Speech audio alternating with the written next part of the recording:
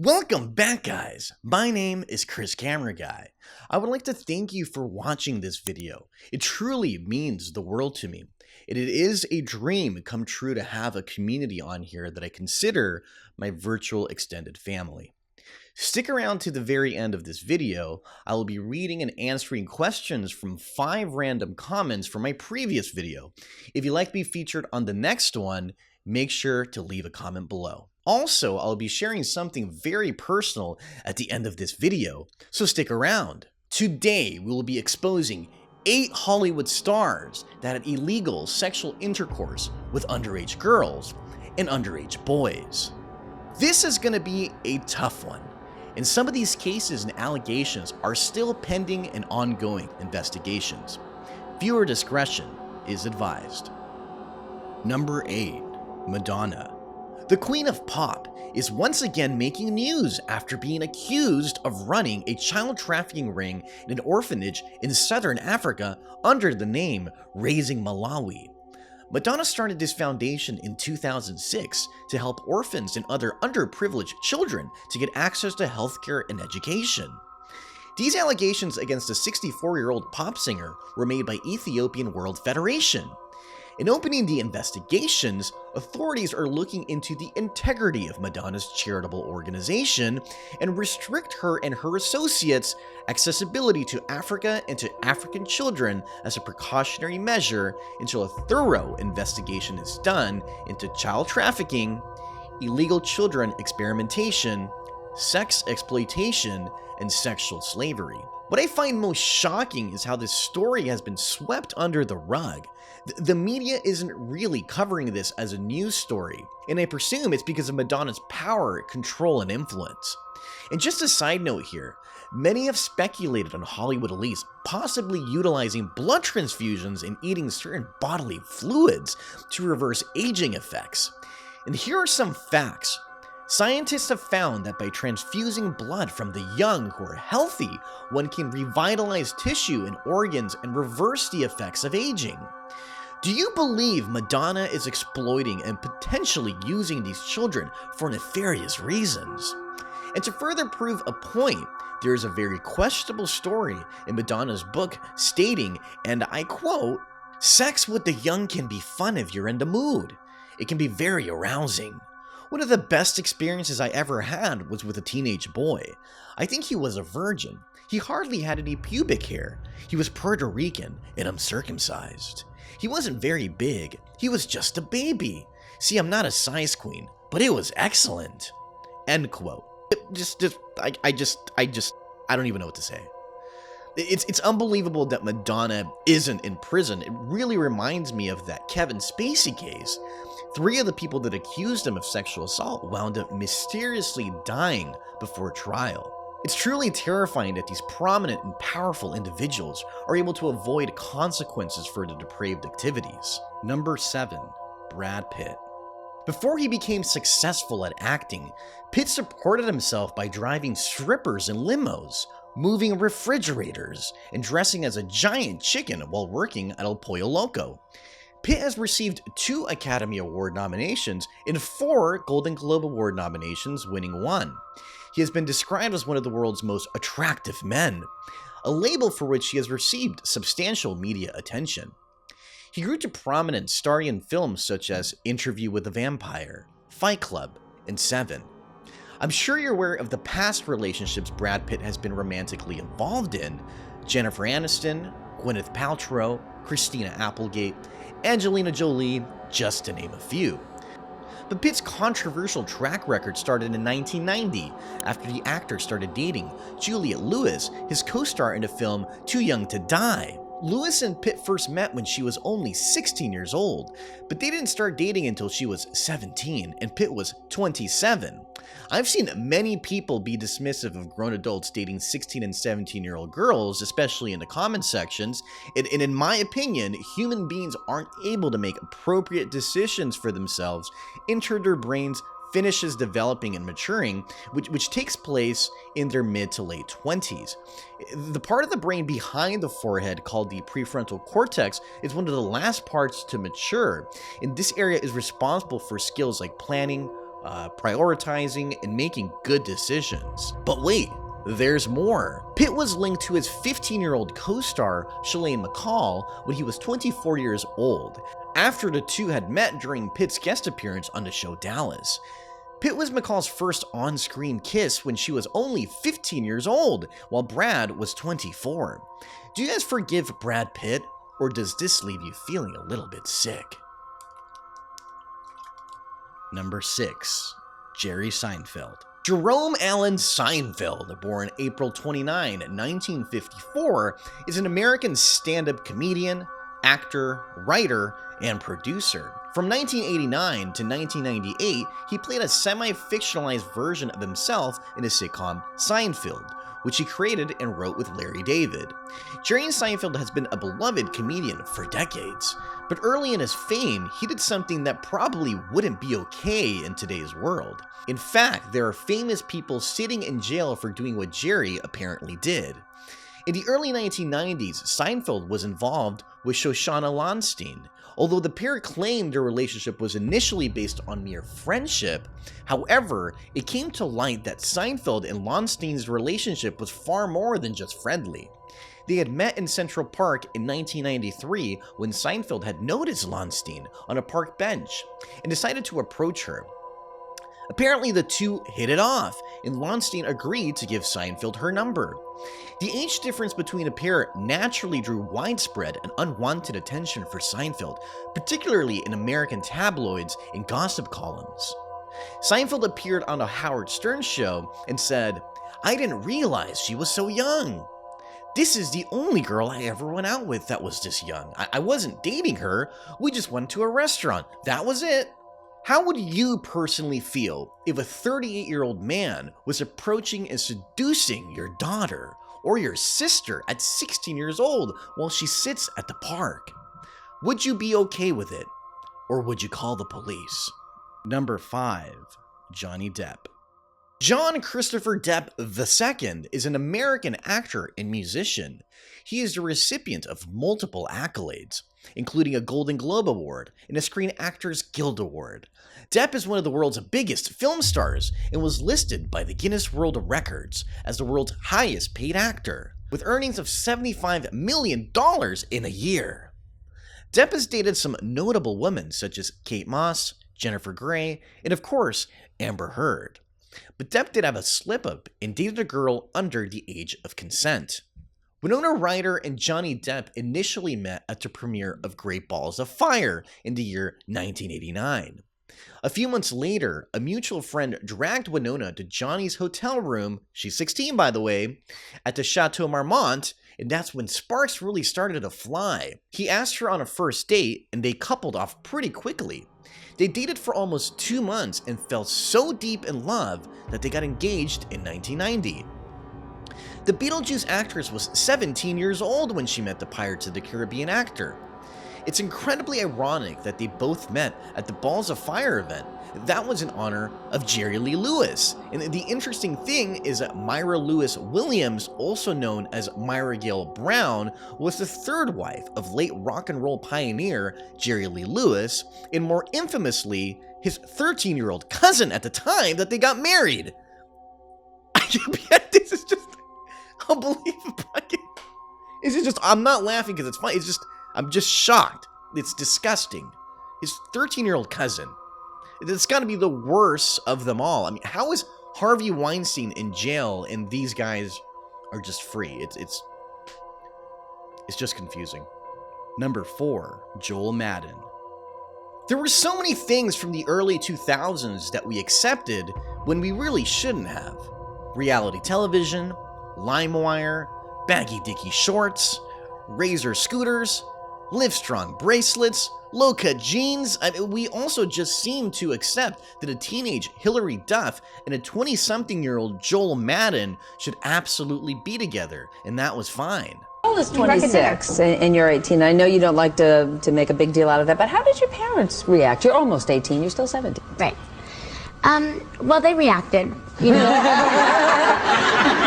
Beautifully. See, now that's a bedside manner. Exactly. That's the way you gently say it. The two began dating in 2004 when Hilary was just 16 years old. Joel Madden was 24 at the time. They dated through until November 2006 when they broke up. While there was a bit of an adjustment to the idea of a squeaky clean Disney starlet like Hilary Duff dating a punk rock guy like Joel Madden, that was basically where the controversy ended. Hilary later implied in an interview with Cosmopolitan magazine that she lost her virginity to Joel. We'll never know the specifics of their case, but teenagers losing their virginity to grown guys never really feels quite right. Number 3. Steven Tyler. Steven Victor Tallarico, known professionally as Steven Tyler, is an American singer, best known as the lead frontman of the Boston-based rock band Aerosmith, in which he also plays the keyboards, harmonica, and percussion. Steven Tyler has also been accused of sexual misconduct with a minor for alleged crimes dating back to the 1970s. Julia Holcomb recently filed papers in a Los Angeles court accusing him of sexual assault, sexual battery, and intentional infliction of emotional distress. Holcomb is able to sue Tyler after California temporarily waived statutes of limitations for childhood sexual abuse allegations. You were 15 at the time. I was 15. I wasn't allowed to go with her to a concert until my 16th birthday, which was just 1 month before I met Steven. At that age, I was too foolish to understand the danger that I was in. I just thought it was exciting. I knew that I idolized Aerosmith and Steven Tyler. In the suit, Holcomb claimed that Tyler entered into a sexual relationship with her when she was just 16 years old, after convincing her mother to allow him to become her guardian so he could travel over state lines with her. This man adopted an underage girl, technically making her his daughter, in order to have sex with her. This is just unbelievable. This is truly one of the most depraved and twisted stories. I don't think I'll ever be able to listen to Aerosmith again. What do you think? Can you separate the art from the artist? Can you still enjoy the art of an individual who is clearly a bad person? Number 2. Elvis Presley. From his early 20s onwards, Elvis Presley conducted hidden liaisons with baby-faced teenagers. One of the first was the teenager Elvis called Little Francis, who dated the king of rock at just 14 years old. Elvis spotted Frances Forbes behind the famous wrought iron gates of Graceland as she lingered in a pack of adoring fans. Frances was stunned by Elvis close up. He had the most perfect face a person could ever ask for, she told 60 Minutes reporter Amelia Adams. A romance quickly blossomed between the teenage Frances and then 22-year-old Elvis. Infatuated with the star, Frances would spend the night at Graceland. Sometimes she would party, other times it was just the two of them. And I quote, "My mother called Graceland several times about me being home in time for school. Elvis would get on the phone and soothe her feathers when he said, 'I'll have her home in time.'" The relationship didn't last very long, and as Elvis approached 40 years old, his penchant for teenage girls did not ease. Rika Gossin was also 14 when she met Elvis when he was 39 in 1974. Rika was introduced to The King when she was hanging out with his younger stepbrothers, and Elvis picked the group up in a white Cadillac. He looked through the rearview mirror, turned around, smiled, and said, "I've heard all about you," Rika said. Elvis enchanted the teenager, taking her on expensive shopping trips, and a mutual fascination developed despite their 25-year age gap. One day, Rika questioned Elvis about his attraction to a girl of her age, and he said that it took him back to his younger years, and it didn't feel like she would potentially be expecting much from him, and it made him feel more comfortable being with someone that young. Sounds super creepy if you ask me. Number 1. Paul Walker. While people may know Paul Walker for Fast and Furious, his bromance with Vin Diesel, and his love of cars, many might not know about his personal life beyond having a daughter with his ex-girlfriend, Rebecca Soteros. Here's 4 fun facts about Paul Walker. He performed all of his stunts himself in the first Fast and Furious film.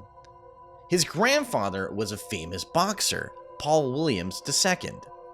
He was in a music video for Boston ska band, the Mighty Mighty Bosstones. And he was also raised a Mormon. Walker, at the time of his untimely death, was dating Jasmine Pilchard Gosnell. The actor passed away at the age of 40, and Jasmine, was just 23.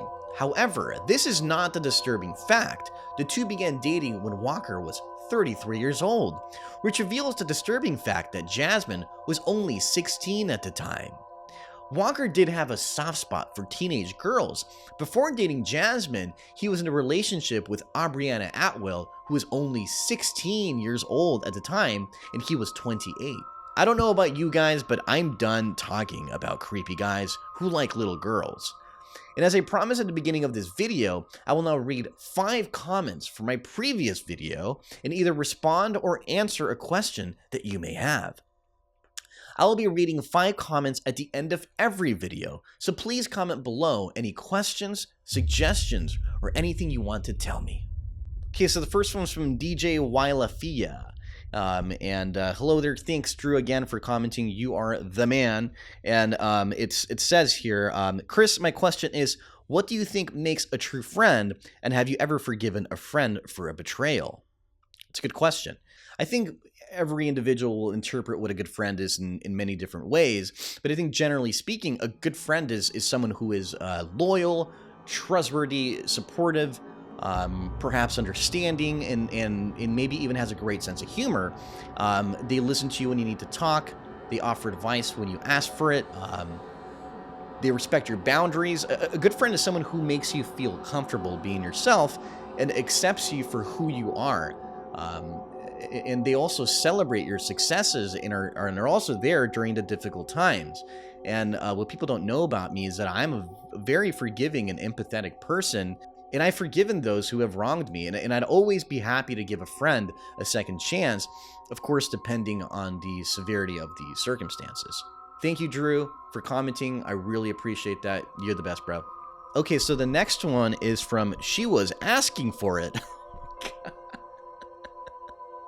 And it says, great episode and great research. Everybody knows Chris carried the Richie the Barber show. Just look at the views of the channels. I don't have a lot of time to spend watching podcasts, but Chris is creeping up in a regular rotation of my viewing. I also heard Chris works on the Garza podcast, which I've also started watching, and it's killer. Keep up the great work. We'll always support Chris and his work.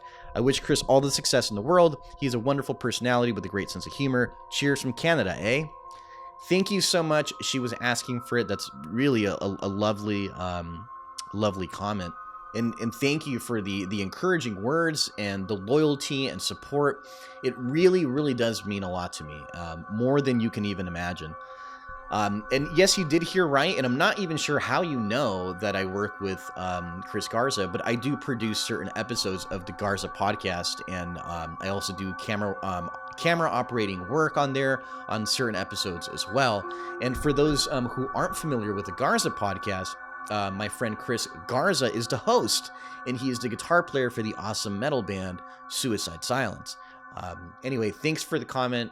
You're rad. Thanks for watching the show, and I'm sure Chris is going to be super stoked that you're also watching the Garza podcast. Okay, so the next one is from Lady Kupo. Hi, Lady Kupo. From Lady Kupo. And it says, what are your favorite movies? Also, I really like this style of video that you've been doing. You keep me engaged throughout the entire story. Thanks so much, Lady Kupo. I'll tell you my top 5 favorite movies. And thanks for watching. I'm so glad I can keep you engaged, because I'm honestly always concerned that I'm putting you guys to sleep. So yeah, that's honestly very reassuring. So thank you. So I'll tell you my top 5 favorite movies, and I'll start from my least favorite to my top favorite. They're all my top favorites anyway, but so number 5 would be Beautiful. It's really an amazing film, directed by my all-time favorite film director, Alejandro Iñárritu. So really awesome movie. If you guys haven't checked it out, you definitely should. Number 4 is American History X. It's really a thought-provoking film. It's raw, unfiltered, it's honest. It's a dark movie, but I love it. Number 3 is Eternal Sunshine. It's really the quintessential love story, and it's just truly an artistic triumph. And it's a bit saddening that you don't see big film production studios taking chances on great stories anymore. Instead, we have all these, big, flashy, expensive Marvel films that, just kind of feel like they feel a little sterile, like they lack soul or substance. Number 2 would be There's Something About Mary. As much as I love a good drama, I love a good comedy even more, to be honest. And I actually watch There's Something About Mary usually a few times per year. And it always makes me laugh no matter how many times I've seen it. It's really like the gift that keeps on giving. And I know this is kind of silly too, but there's another movie I watch a few times a year, and it's an Arnold Schwarzenegger film. It's Jingle All the Way. And I always watch it during Christmas time because it gets me into Christmas spirit. And I love Christmas. So anyway, number 1 is Amores Perros. And this is hands down, in my humble opinion, the best film ever made. It's the best. So I highly suggest you guys watch that. Alright, so that brings us to the end. Thanks for watching till the very end. And as I stated at the beginning of this video, I will now share something very personal with you. A picture of myself when I was 16 years old.